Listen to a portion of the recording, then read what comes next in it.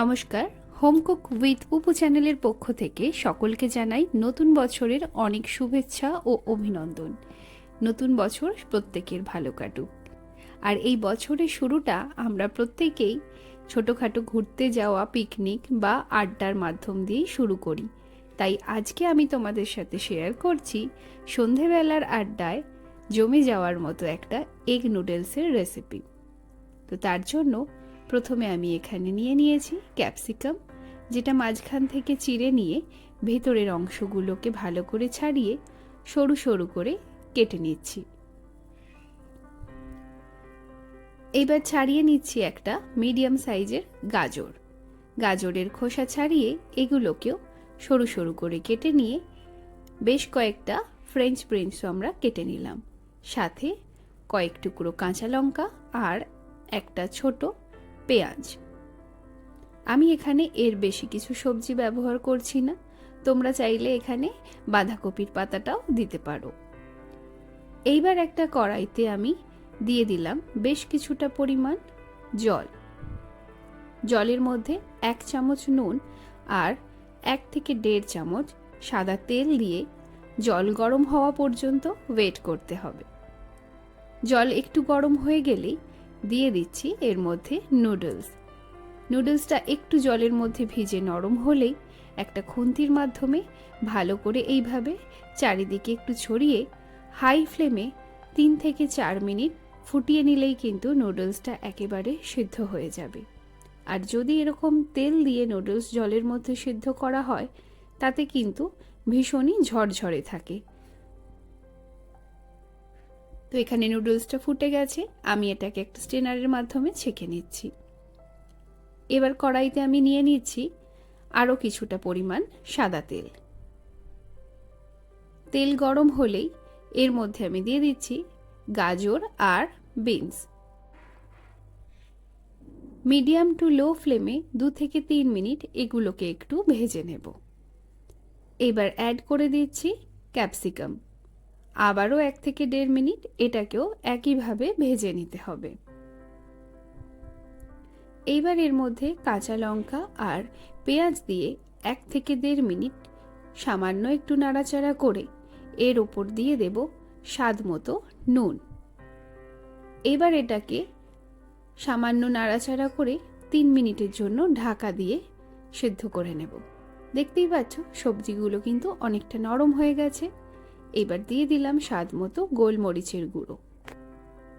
যারা চ্যানেলটা এখনো সাবস্ক্রাইব করোনি তাদের কাছে রিকোয়েস্ট থাকলো চ্যানেলটা সাবস্ক্রাইব করে বেল আইকনটা প্রেস করে দিও, তাহলে আমার চ্যানেলে আসা সমস্ত ভিডিও নোটিফিকেশন সবার আগে তোমরা পেয়ে যাবে।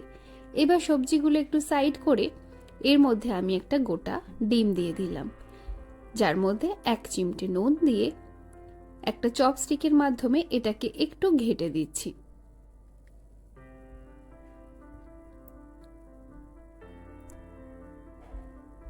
এইবার এই ডিমটার ভুর্জি বানিয়ে নেব, তবে সবজি অনুযায়ী ডিম একটু কম মনে হলো তাই আমি আরও একটা ডিম এর মধ্যে অ্যাড করে দিলাম। এইবার এই সবজি আর ডিম ভালো করে মিশিয়ে নিচ্ছি।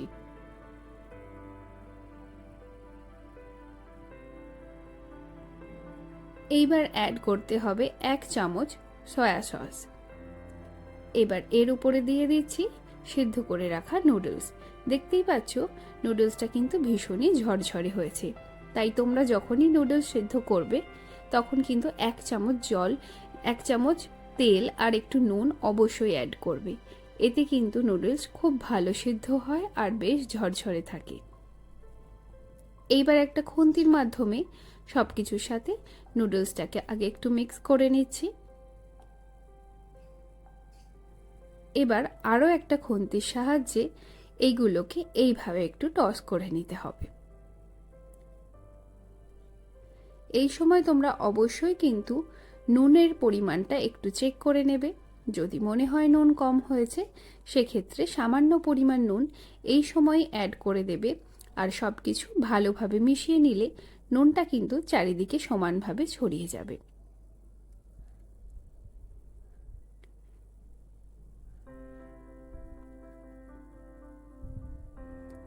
তো এখানে আমার নুডলসটা একেবারে রেডি হয়ে গেছে। এইবার আমি উপর থেকে সামান্য পরিমাণ গোলমরিচ ছড়িয়ে দেব। এই চটজলদি রেসিপিটা আমার তো ভীষণই ভালো লাগে, আর বিশেষ করে বাড়ির যখন ছোটোখাটো কোনো সন্ধেবেলার অনুষ্ঠানে গেস্ট আসে তখন মনে হয় এই শীতকালে এর থেকে বেস্ট অপশন আর কিছু হতেই পারে না। তো এবার আমি একটা প্লেটে এটাকে তোমাদের সাথে সার্ভ করে দেখাচ্ছি। আর এটা সার্ভ করার সময় এই শীতকালে বিশেষ করে ওপর থেকে সামান্য স্প্রিং অনিয়ন তোমরা দিতে ভুলবে না।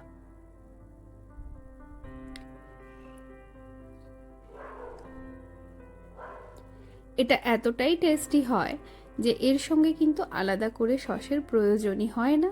তো তোমরা কিন্তু এটা এরকম শুধুই খেয়ে নিতে পারো। আশা করছি রেসিপিটা তোমাদের ভালো লেগেছে। যদি রেসিপিটা ভালো লেগে থাকে তাহলে কিন্তু অবশ্যই লাইক করে কমেন্ট করতে ভুলো না, আর চ্যানেলটা তোমার পরিচিতদের সাথে শেয়ার করে দিও।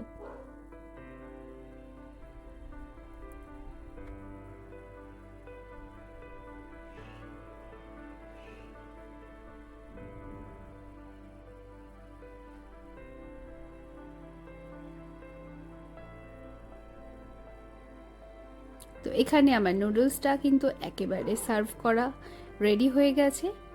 এইবার আমি এর উপরে সামান্য পরিমাণ স্প্রিং অনিয়ন ছড়িয়ে দেব।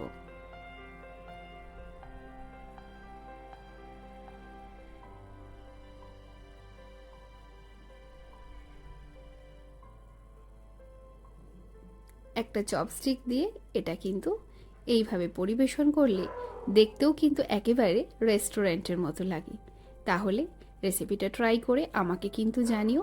দেখা হচ্ছে তোমাদের সাথে পরবর্তী ভিডিওয়। ততক্ষণ সবাই ভালো থেকো, সুস্থ থেকো।